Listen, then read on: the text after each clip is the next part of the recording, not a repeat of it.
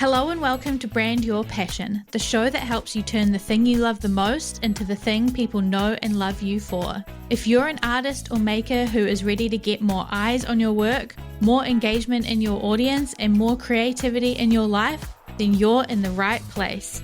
I'm your host, Holly Arnett, the brand strategist and coach for creatives, and it's time to brand your passion.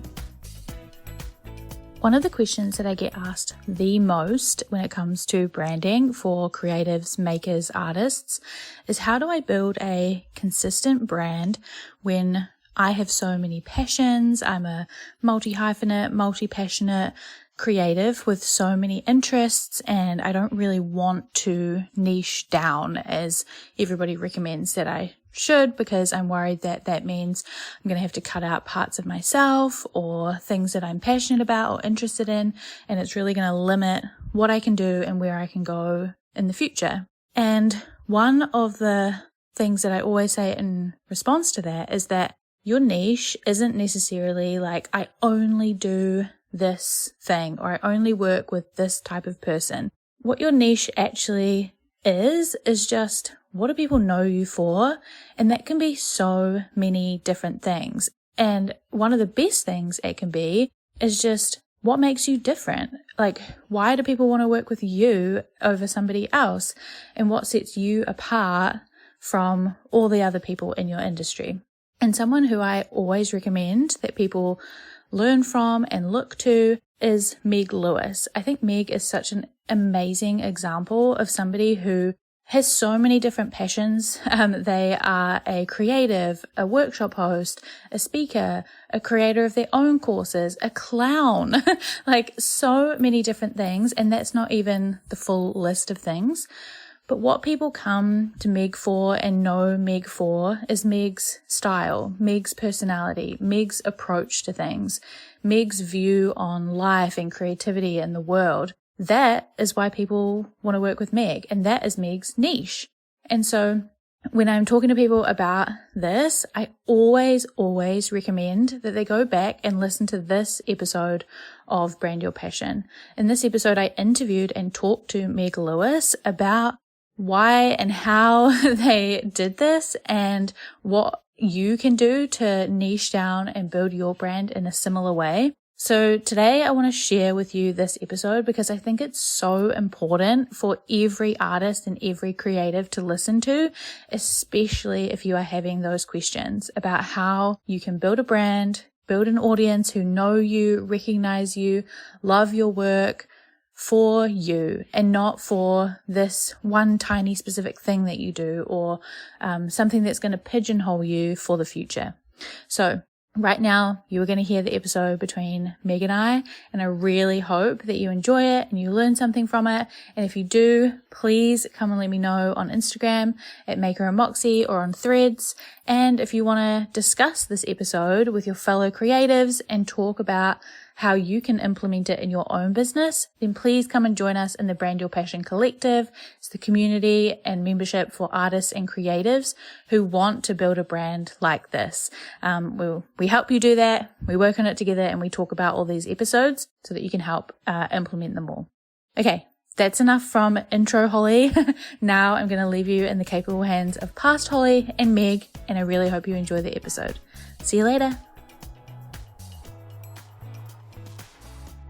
Okay, welcome to the show, Meg. I'm so excited to have you.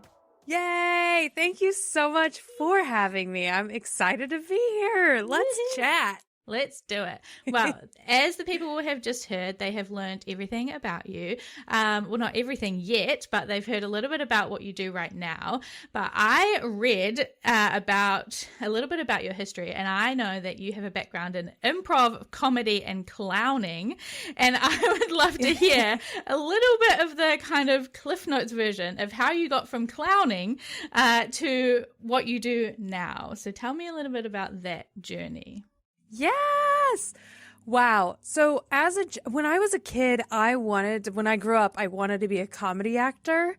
I wanted to it was truly my dream was to make people smile and to make people happy. And I wanted to be a comedy actor or I wanted to just have money so that I could hand out cash to people on the street. That was when I was a kid, those were the things I wanted to do when I was an adult. And What a dream job. which is so sweet. So I don't know how I was going to get that cash. But that was my goal, was to just be able to hand out cash.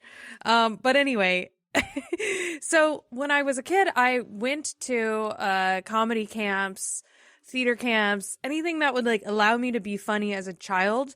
And there's not that many opportunities to do that. And so I ended up becoming basically a child actor, like working with adults. So I really wanted to do comedy stuff though. And that was the problem, was that eventually they they filter you into musicals. And I did not want to sing. And in the town I grew up in, there just wasn't any more opportunity to do more than that. So eventually I started doing miming and started learning how to do clown. And as a child, that was so fun for me. And I still do it now. Now I live in New York City, so there's a lot of comedy education here and opportunities to perform as a comedian. So I do a lot of improv. I do clowning still. I do a lot of mime and physical comedy, really. And I love it. And I think that specifically in the physical comedy world, the clowning world, a lot of what you're doing is you're using your expression, you're using who you are in your most raw, most vulnerable, most human self to make people happy and to make them feel a certain way.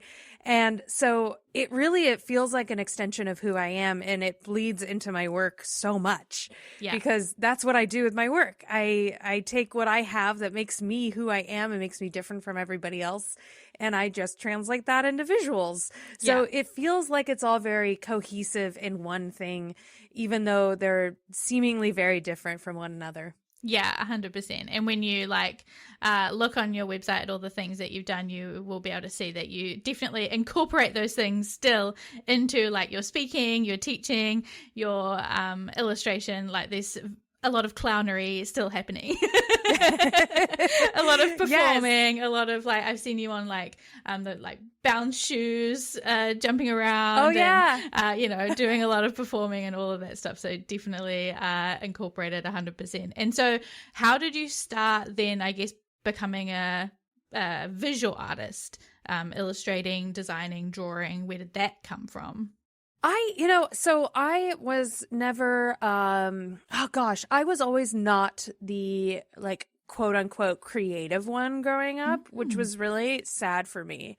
I grew up around a lot of creative people, and I was the one that wasn't creative. Interesting. Yeah. With a capital C, creative. I would always enter into coloring competitions, and I couldn't do it. I feel wasn't a perfectionist enough for that. Yeah. So I would never win. And I didn't enjoy crafting. I didn't have what I felt like was everyone's definition of what creativity meant. And so I just never really thought that would be a career path for me. And what ended up happening was I went to school for it was a fashion program that wasn't fashion design. So it was more like styling and designing spaces, retail spaces, and things like that. And that for me was a way that I felt like I could get my creative brain out into the world in ways that were a little bit more non-traditional by creativity means. So I knew that I could put together a space, and I knew that I could put together an outfit. But I wasn't able to use my hand with any kind of tool to make art. So I was able to find creativity in a way that worked for me, I think. And I really enjoyed doing that. But I realized in the process that at the time I was going to school in Los Angeles, and the fashion industry in LA was not for me. It's very competitive and not very kind to one another. And I was just getting eaten alive out there because I'm too scared of confrontation, and I'm not a competitive person at all. Yeah. So it didn't work for me. But what I ended up doing was just kind of having a period where I followed what was most exciting for me and interesting for me. And that's truly what I've been doing ever since. Like what I think you'll notice with my career, I'm constantly doing different things. And that's simply because I am following what's the most fun for me at the time. So you'll notice that I'll be doing something for a while and then all of a sudden I won't be doing that anymore. I'll be doing something else. That's simply because I found joy in something else. Yeah. So ever since then, I've been all over the place in such a wonderful way that if I looked back at any point in my life, I would have never guessed that I'd be doing some of the things I'm doing now. And I love that about my career because as it keeps going, like even later this year, I don't know what I'm doing. I have no goals or interests or idea of what will happen later this year or next year. And I hope that I can keep that mindset because so far it's proven to me that I always end up off in some sort of far off direction that I could have never seen coming for me. And that is so exciting because I think whenever I set specific parameters or goals, I guess, for where I want my career to go, I'll probably like just get there. You know, I think that's what happens with goals. You like meet them and then you set yourself a new goal. That's boring to me. I like having no goals and then just following what's exciting for me and seeing where that ends up. Like I'm currently in learning how to fight. I'm in like a stunt performer school right now. I would have never thought I would be doing that. But I'm having a really fun time learning how to kick people. And this week we learned how to pull people's hair and throw them around the room. It's so fun. I love that.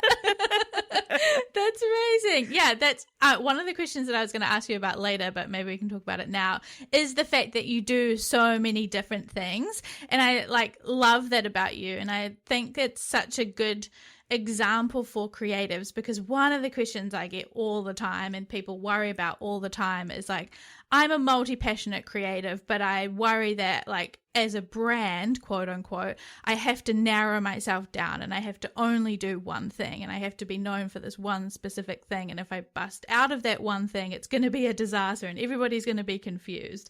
And so tell me, I guess, your thoughts on that in terms of building a brand and being consistent, but still having all of these different passions and following all of that, because there's kind of this balance of being consistent and building a brand, but still allowing yourself to follow all those passions and all of that. Absolutely. Well, it's kind of like the age old conversation of should I be a generalist or a specialist? And okay, so I will say it's absolutely helpful to have a thing, a recognizable thing that places you and people's minds as being the person that does that thing. I get it. I do that a lot. And that's the reason why I've worn these glasses for so long, because it really helps people to remember who I am. And it's very helpful. Even just navigating my life on the street, in my neighborhood, people immediately remember me because of my glasses. It's a way to place me. And it's so helpful to just have a thing because it's easier for other people when you do. And so there's a couple things here. All of us there's another way to have a niche that I found. And it's by allowing your brain to sort of be your thing. So now I'm a generalist in that truly I'll do absolutely anything, as we know. I'll paint a mural or maybe make a Christmas album or start a magic show or, I'll do anything. Yeah. But I allow my brain to sort of be my specialty. So as long as I'm staying true to what my unique brain has to offer, and I'm filtering that through everything I do, I think it's a very artist's way of thinking about work, is I make sure that my brain is what's coming through. So my brain, my unique brain is my thing now, and I'm allowing that to filter through in whatever medium that wants to come out at the time. And I think in doing that, it also helps other people realize and be more comfortable as being a complicated person. We're all so many different things combined. We're all really multifaceted and really complex and have many different interests that don't go together. Yeah. But they do go together because they exist within us. And I think that humans are just not very good at they're not trained to think of other people as complex individuals. We like to categorize and bucket and just place people in our minds so that we can move on and solve our other problems. And that does a lot of harm to a lot of people. So it's helpful for me to remember that in doing this and being loudly like complicated, it helps other people to be like, wait a minute, I'm complicated too. And maybe there's a way I can figure this out for myself as well. Yeah. Yeah. I love that. And I think that's so right how you have approached it, because that's how I think about you is I'm like, okay, Meg does all these different things, but how I remember you is through like your style. Like I feel like all of the different things you do have a consistent style across like the resources that you make, the workshops you host, the like clothes that you wear, the like all of the things have this consistent style. And also like I guess your like mission is always the same, right? Like we were talking about like making people have fun and helping them be happy and all of that stuff. Like the mission is the same throughout all of the different mediums. And so that's what I always associate with you, regardless of the medium that it's coming through. So I think, yeah, it's definitely a helpful approach for artists to think about, no matter what medium I'm doing, what is a different way of niching myself down or creating a brand in different ways. So I love that for sure. We have a lot of options now. I think that's a wonderful thing. And there's a lot of room for designers and creatives to work as either sort of like, we have two options. We can work as what I would call problem-solving designers, where you have to put your own taste and style aside in order to solve the problem for like the brand or whatever you're working for.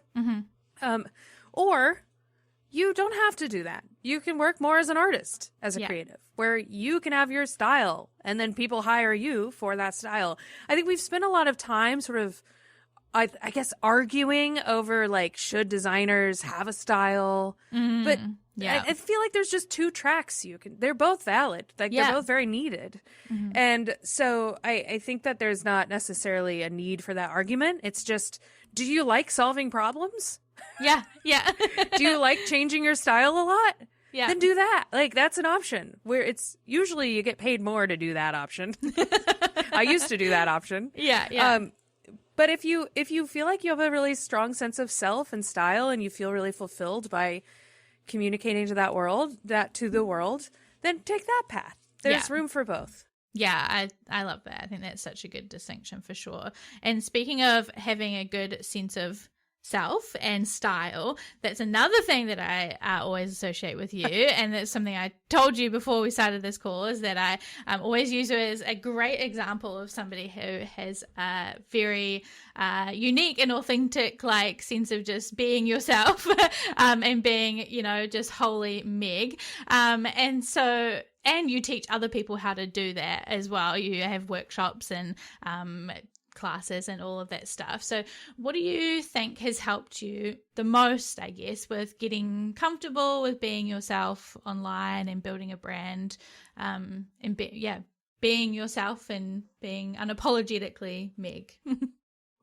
Okay, so it's definitely not as it is, and it isn't as easy as it looks. Yeah, it is so easy. Like if I still struggle with this, if I wake up and I look at my phone immediately and I open up TikTok or Instagram or whatever, and then I end up on there for like an hour and a half, I too forget that I am an individual person. Like all of a sudden my brain becomes soft and smooth. And then I am like, I also want, to buy everything that everybody just told me I should. Like, I also want to do more makeup and skincare, and like all of a sudden, and then I've begun my day like that. And then I'm like choosing my outfit, and all of a sudden I'm like choosing something that doesn't align with, like, it's like what they were wearing. And, and then I forget, like, then I just start going through the problems of the day, and I look at the news, and then I forget that I'm like an entity, like an individual person. I forget who I am completely. Yeah. And so I still struggle with that. And so it's difficult to assume that anybody can just immediately be like authentically themselves all the time, because we're going up against a lot that is pushing us in the direction of trying to be like everybody else. So I think that it's really helpful, specifically for me, to constantly every day remind myself. I give myself a little pep talk of who I am, why I'm amazing, why I like what my purpose in this world is. And that really helps me to align myself. So that way, whenever people are telling me to buy things or to do things, or that I'm wrong as I am, I can deflect that information and like bonk it off of my, like, get it away and know like, okay, this does not apply to me. And it also is really helpful for me to constantly, I'm thriving right now because I'm in the middle of doing this right now. And I'm in a phase in my life where I'm like at one of my many peaks at this very moment. So this is a great time to chat. Yeah. Because I'm currently in the practice of doing all of the activities that make me me specifically whole.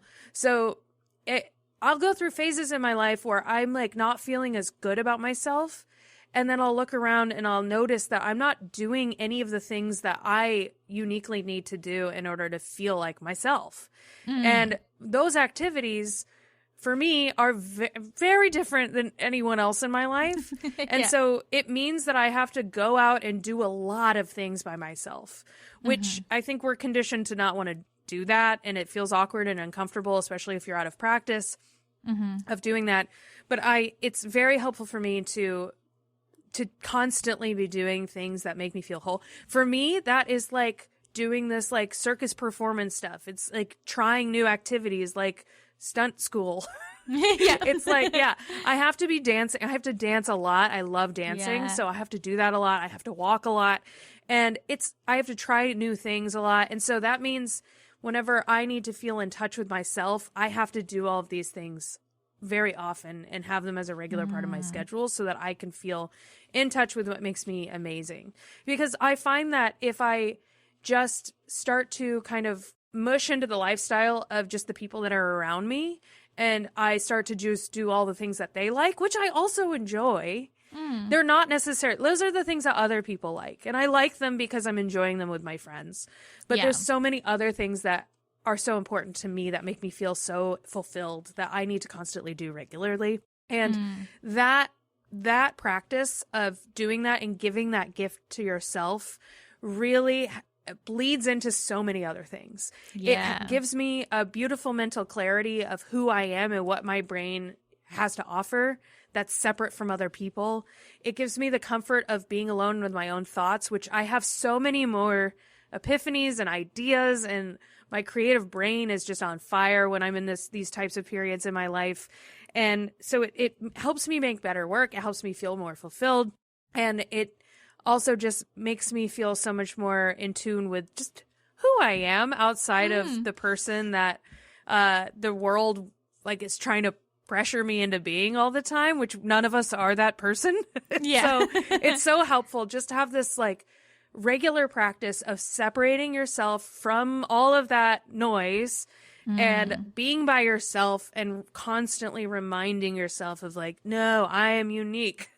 I am not that person they want me to be. I'm this other person. And then like get into that practice regularly with yourself, because it really, once you get it, it's easy to keep the momentum up, and it doesn't feel as awkward spending so much time alone after a while. Yeah. That is such good advice and such like practical, like kind of advice that makes me go, oh, duh. Because I think when people think about like, oh, how do I build this like authentic brand, or how do I show up authentically? There's all this like strategic social media advice, I guess. And you think about like, oh, I have to do this on Instagram, or I have to post in this way, or whatever. But actually, the most practical advice is actually to just go and be yourself and like just go and do things that are you. And then by doing that, it's gonna automatically, like you said, like flow into the rest of your life and just help you to be yourself by just being yourself. It's kind of just like, oh, duh. That's such a good point, because all of last year, I got in my own head too much about exactly what you're saying, where you're like, what am I supposed to be doing? What is the right way to do things? I was like constantly asking myself that of like, somehow I got very out of touch with what I normally, like where my brain normally makes decisions. And I was like, I couldn't figure out okay, I'm sure you've noticed social media feels really weird right now. And everybody's tired of being virtual. Like it's like people are just fatigued. And last year I was very much like, I don't know what people want. Like normally I can read the room and know how I can be helpful. And I couldn't read the room. Like I couldn't figure out where culture was going and how I could be useful. Like I couldn't figure out what people needed me for so that I could help. So I was asking so many questions and trying to figure out what's going on so much that I wasn't able to do anything. Like I truly wasn't. I was very confused and I didn't know how to move or like what I should be doing with my time because I was trying to figure something out. And I don't know how this happened to me. I don't know why I was having such a crisis because I don't normally do this. Normally I just do my own thing and I'm not even paying attention really to what everybody else is doing. Like I'm just sort of out there living and sharing what I'm doing sometimes. And so, last year for some reason I was just very hung up on trying to understand what was going on and what I was supposed to be doing. And I think that's what happens a lot with people where you're like, okay, how do I play the game? Like, how do I do this right? What are the steps I need to take? And exactly what time should I post? And what should it look like? And what does the caption say? And there's just so much that we're constantly asking ourselves. And I think I was trying to maybe do that last year. I don't know. Yeah. But anyway, this year I don't know. I think I just needed to wait for my brain to have its own like little clarity moment. But I just hit a point where I was like, I actually don't think I'm going to figure out what's going on or where we're going. But I'm just going to allow everybody else to figure that out. And I'm just going to do my own thing. And somebody actually reminded me that we as creative people are actually the ones that everybody else looks to tell them where we're going as a culture. We're actually the people that get to decide. And I was like, oh, I don't know if I'm ready for that responsibility.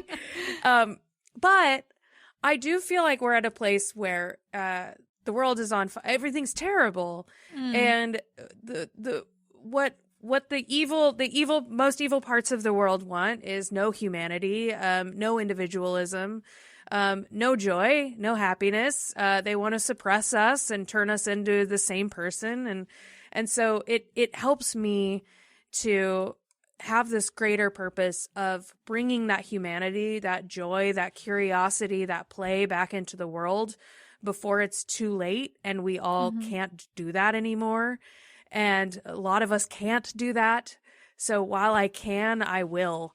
And that's kind of the sort of epiphany I had this year is that if I can at all be in charge of culture in any way, which who knows if I do, I'm sure there's a couple people that are like, okay, Meg, I want to move the world into a more beautiful place, at least help people find fulfillment in some way in their own lives and bring some of that humanity back into the world. But yeah, it's complicated. My God.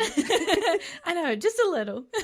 Just a little. Yeah. That's my vision as well. Like that's always been my Maker and Moxie vision, is to make the world a more creative place, one brand at a time. And that's exactly why, is because, the world is more colorful, more joyful, more emotional. It helps people connect. It helps people feel heard, seen, all of the above. It helps people start conversations, all of that because of creativity. So I think you're right in that the more that, regardless of how we do it, the strategies behind it, how many times we post it, whatever, the more that we can just share what we're making and how we're creating it and just put it out into the world and put it into people's lives, the better. Absolutely. I think that's it. I think there's also something worth mentioning, which is that I think a lot of times people don't share things because they think, oh, it's off topic and people won't be interested.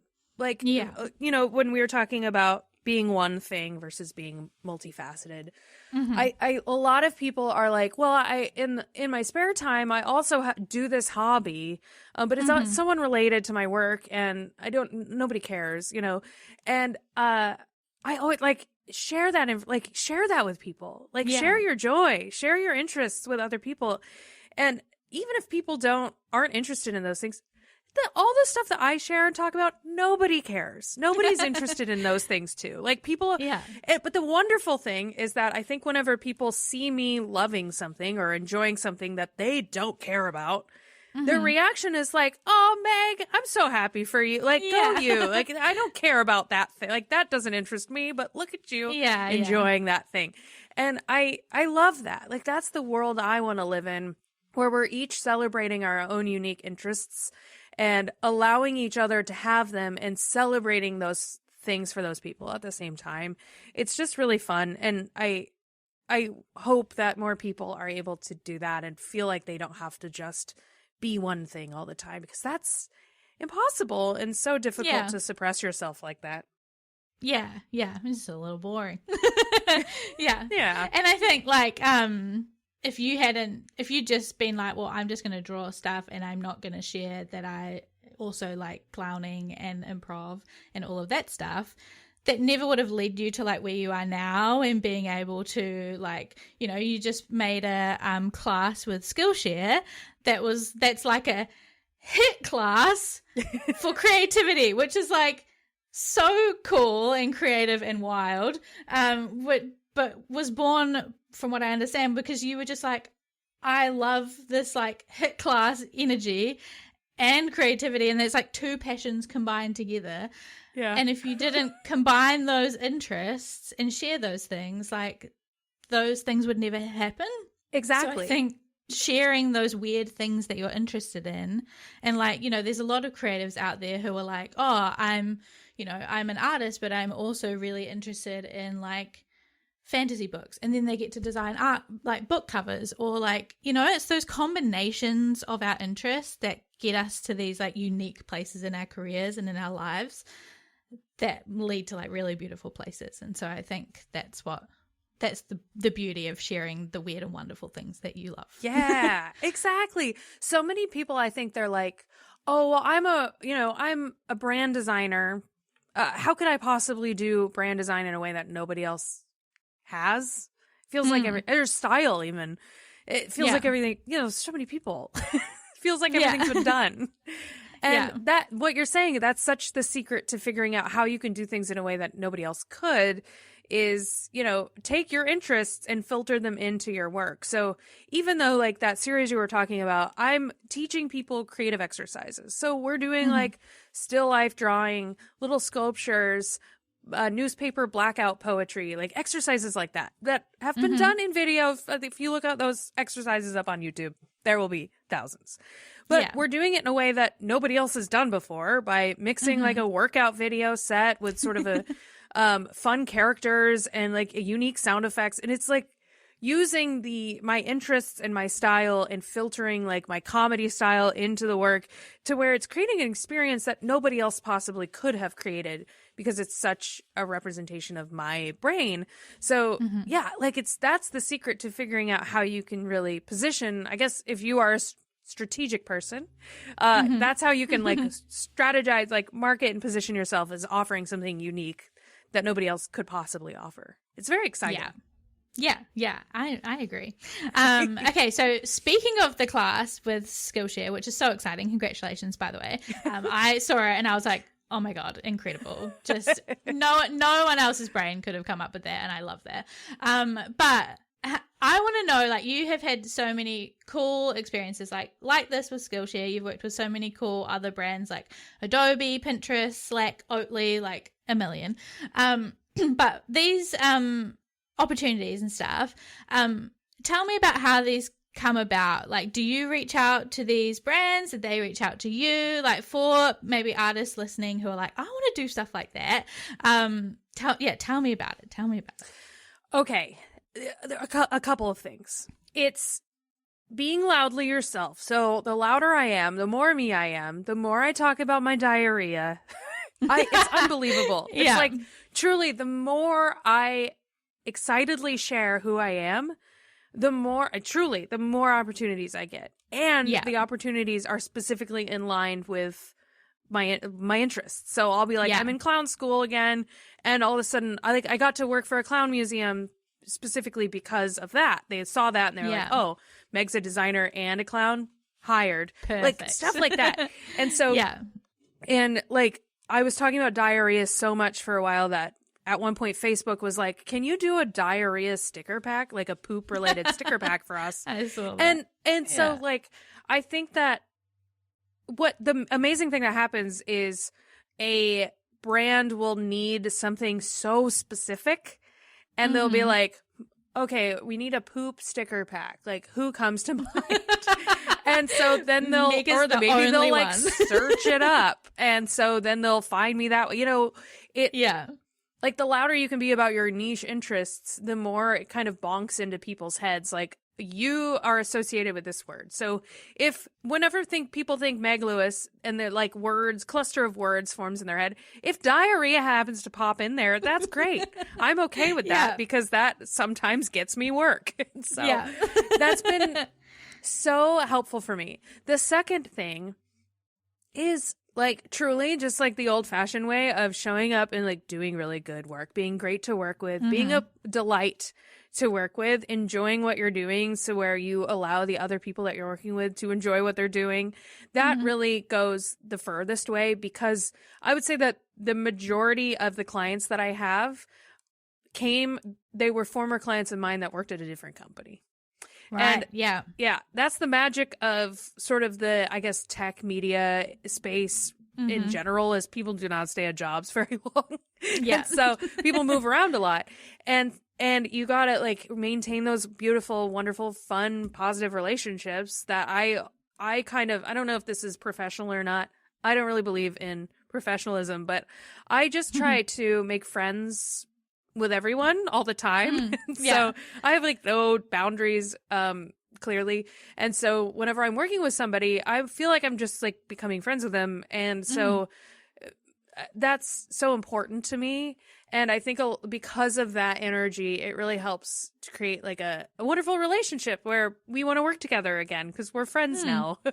And so that's been really beautiful and wonderful. So I would say the majority of projects that I have are repeat clients. They just moved companies. It's great. You keep moving around. I'll just stay here doing my thing and you keep hiring me. Yeah, perfect. Awesome. And you're also a part of a collaborative agency called Coloop. Is that how you say that? Coloop? Yes. Okay, so how does that help as well with getting work, managing work? I'm sure there's a lot of illustrators and artists who are interested in like management, maybe collaborating with their friends, all of that sort of stuff. Yes. It's really, really, really fun. It was a confusing situation because I, prior to becoming represented by an agency, is essentially what I am, I was like more of a designer than an illustrator. And doing more like brand work and marketing work than anything. And so I was also doing things like speaking, sometimes like creating content for brands, occasionally. So I got represented by this agency that specifically represents people that do things like me now, where I do a little bit of art, I do a little speaking, like I do a lot of stuff on camera combined with education, combined with art stuff like illustrations and design. And so they brought me onto this agency because I was really doing some of that. And the growing pains were that people that hire designers are not used to being like met with an agent. Most designers don't have agents. Yes. Agents are really for artists, like fine artists, illustrators, that kind of thing. And so a lot of times branding clients would be like, hey, Meg, we'd love to work with you. And I'm like, here's my agent. They're like, what? So I think with design clients, they often want more of a collaborative relationship. They want to basically just be able to have you at their disposal all the time, 24/7. Yes. And as you know,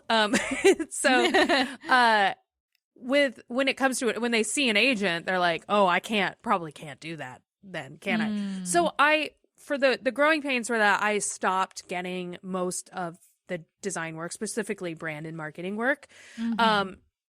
And more so started getting more illustration work. And that's why I think you kind of maybe see a shift in my work, like around the time when I started working with Coloop. And that's simply because of the artist management experience. And I'm so grateful for it because I've really been able to be so much more creatively free, working in this way. And it's lovely because, well, having an agent is wonderful because I don't have to do any of the things I didn't enjoy doing before, like project management and schedules and budgets, and having a person that, so if my client's being a little nonsensical or being silly and trying to do things they shouldn't do with me, I can just ask my agent to take care of them for me. Amazing. Which is so great. Because I used to get pushed around all the time because that's part of my personality. Yeah. So people would just ask me for little things here and there, little extras. I'm like, little. Yeah. And then, as you know, it's like 3 months later, you're doing so much free work because you kept saying yes.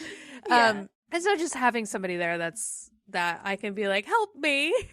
And then he'll swoop in and he will help me. It's great. But it's wonderful because we do have a like collaborative sort of approach, which is, I think, unique for artist management agencies where we work on a lot of projects together. A lot of times we'll get clients where they'll hire each of us to do like, for example, the project I worked on with Pinterest was a huge sticker series for them.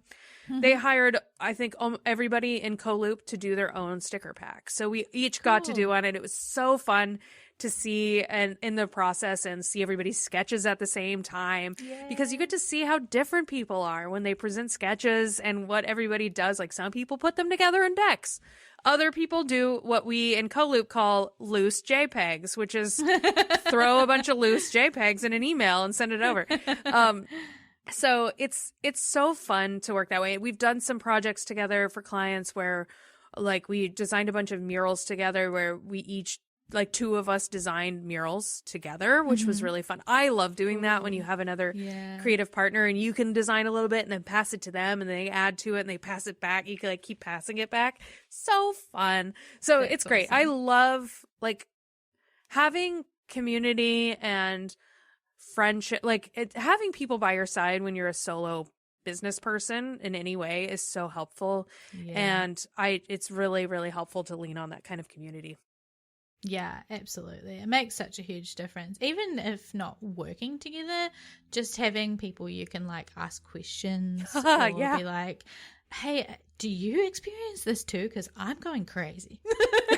Or like, like, are you feeling this as well? Or, with like social media, like we were talking about, do you feeling like this is nuts or is this just me? Like, Absolutely. just those things of being like, am I alone? Or like, just some people you can ask things to. It just makes such a difference because otherwise it can be really lonely. So, people you can work with or like just even go and co-work next to or virtually or just at least have a conversation with. It makes such a difference. Yeah, that's why I love doing these podcasts too, is like, I get to meet people and talk about things that we both experience. And I'm so like, fun. Yeah, I get it, you get it, we both get it. It's like, yeah, I'm nodding the whole time, like, It's so good. I love it.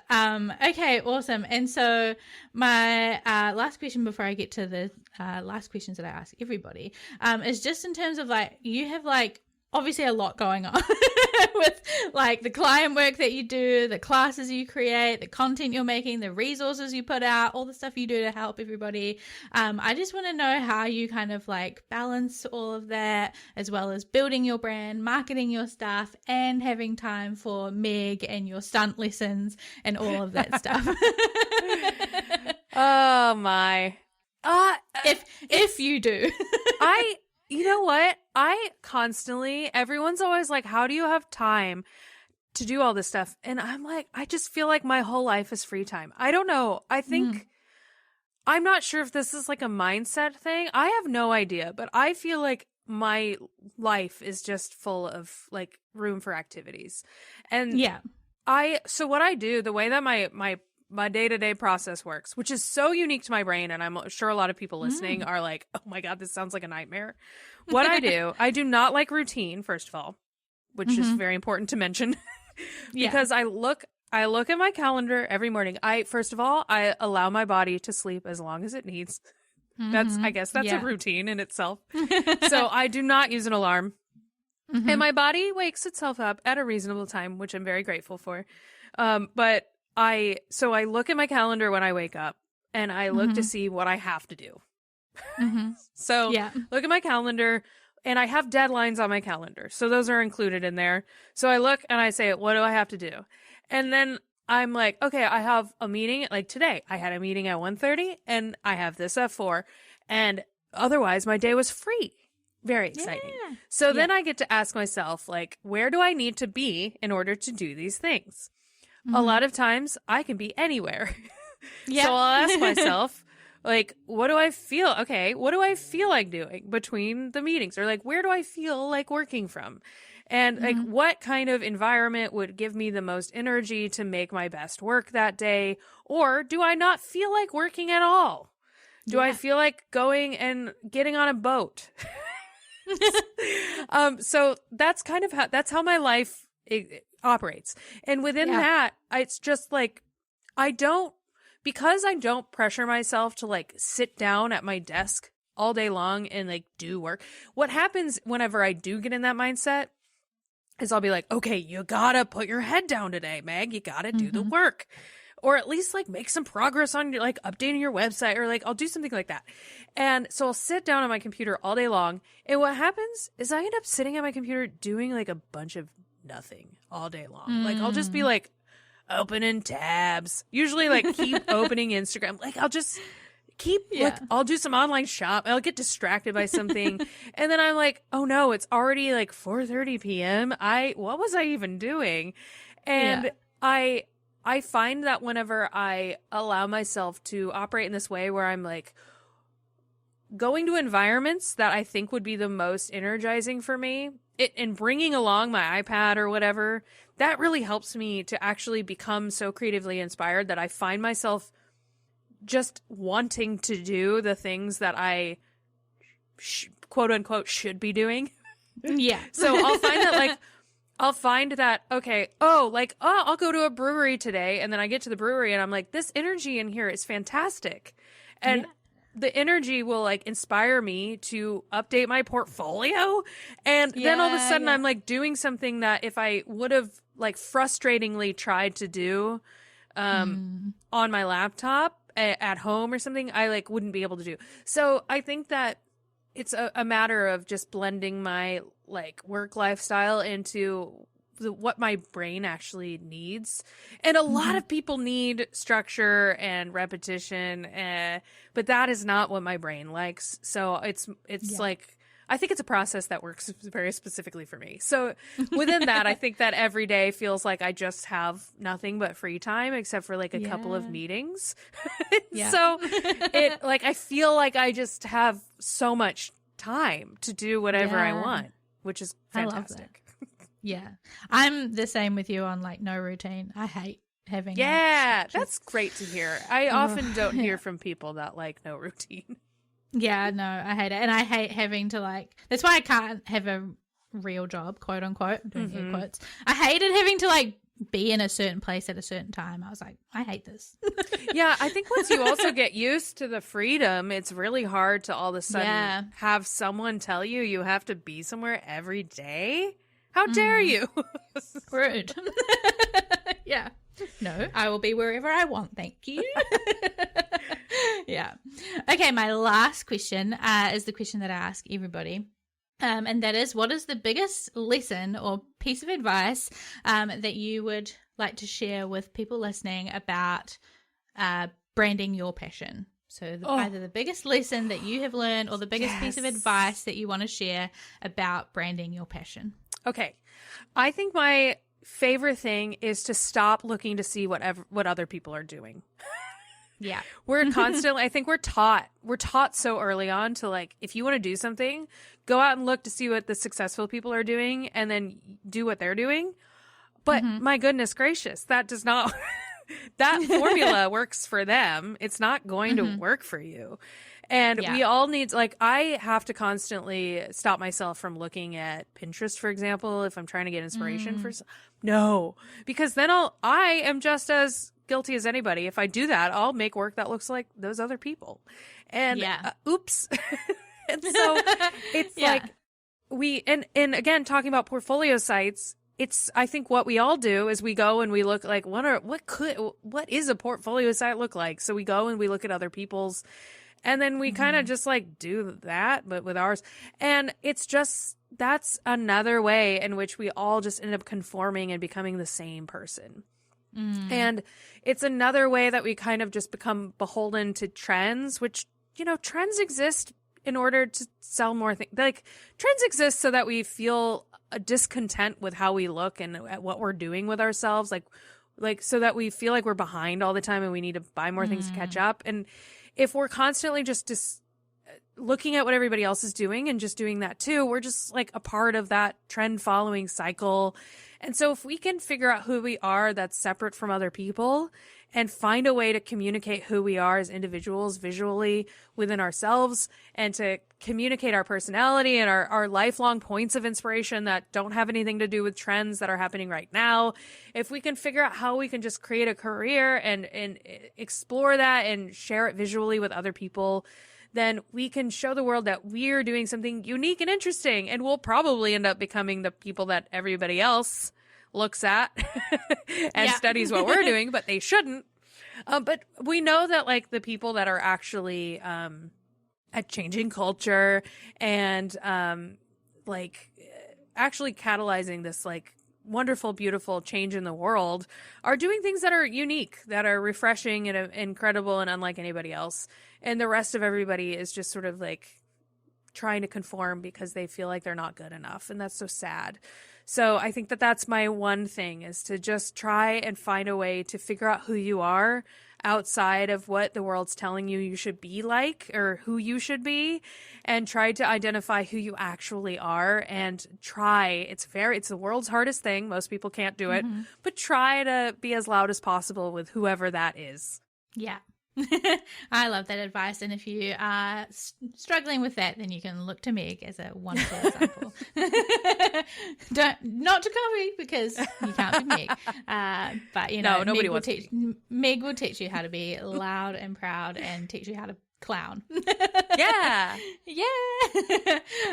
Okay, well, thank you so much, Meg. I have had an absolute blast talking to you and learning from you.